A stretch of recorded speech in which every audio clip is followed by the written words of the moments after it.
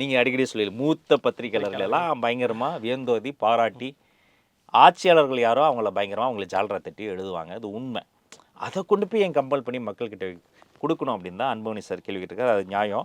ஆனால் அவங்க என்ன பண்ணுவாங்க, அவங்க அப்பா பையன் சண்டை இருக்குல்ல அதையே வச்சு பயங்கரமாக பண்ணுவாங்க. ஆனால் உண்மையிலேங்க இந்த அப்பா பையன் சண்டையை முதல்ல ஆரம்பித்து வச்சதே திமுக தான். கலைஞருக்கும் அழகிரி அண்ணனுக்கும் வராத சண்டையா? இங்கே பாட்டாளி மக்கள் கட்சி சண்டையில் கூட அது நிர்வாக ரீதியான சண்டை. அந்த லட்சுமணை கூட அவங்க தாண்டலை. அவரை பற்றியோ இவரை பற்றியோ மரியாதை குறைவாக ஒன்றும் பேசலை.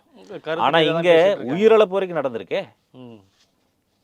தினகரன் அலுவலகத்தில் செத்து போன 3 பேர் யாரு? அவங்க மூத்த பத்திரிகையாளர் இல்லையா? இன்னைக்கு உயிரோடு இருந்தால் அவங்க தான் மூத்த பத்திரிகையாளர்கள். போய் கொளுத்துனது யாரு? யாருக்காக கொளுத்துனாங்க? ஒரே குடும்பம் இல்லையா? தயநிதி மாறன் என்ன ஏலியனா அவரு? முரசொலி மாறனை விடவா நீங்கள் கட்சிக்கு நிறைய உழைச்சிட்டீங்க? முரசொலி மாறன் ஐயா இல்லைன்னா கலைஞருடைய மனசாட்சி இல்லையா?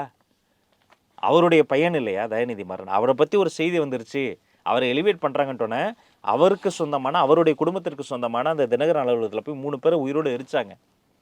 கலைஞர் ரொம்ப கலங்கின கஷ்டப்பட்ட நேரங்களில் ஒன்று நம்ம அண்ணாரிவாளத்தில் ஒரு ப்ரெஸ் மீட் இன்னும் நினைவு இருக்குது. அப்படி ஒன்று ப்ரெஸ் மீட் கொடுக்க போகிறேன்னே அப்போ வந்து எம்கேஎஸ் சாருக்கு தெரியாது. ப்ரெஸ் மீட் நடக்கணும்னா அடிச்சு பிடிச்ச எல்லாரும் ஓடி வந்தாங்க. அப்படியே நான் தழுதழுத்த குரலில் அழகிரி அவர்களே கட்சி அடிப்படை உறுப்பினர் பதவியிலிருந்து விலக்குகிறேன். அவர் வாழ்நாளின் மிக மோசமான தருணங்கள்ல அது ஒன்று. இப்போ அப்படிப்பட்ட அப்பா பையன் சண்டை அதையெல்லாம் பார்த்துருக்கோம். காலங்காலமாக பல இடங்கள்லாம் பார்த்துருக்குறோம். நம்ம இன்னும் அங்கே அக்பர் அவுரங்கசீப் அந்த காலத்தில் இருந்தும் பார்த்துக்கிட்டு தான் இருக்கிறோம். ஆனால் இப்போ நடக்கக்கூடிய இந்த சண்டையை பெரிதாக பேசக்கூடியவங்க அன்புமணி சார் சுட்டி காமிச்சார் பாருங்க. முருகருக்கு முக ஸ்டாலினுக்கு என்ன சம்மந்தங்கிறத வந்து பேசவே மாட்டாங்க. சரி அவங்க பேசலாம், அட்லீஸ்ட் நீங்களாவது பேசுகிறீங்க.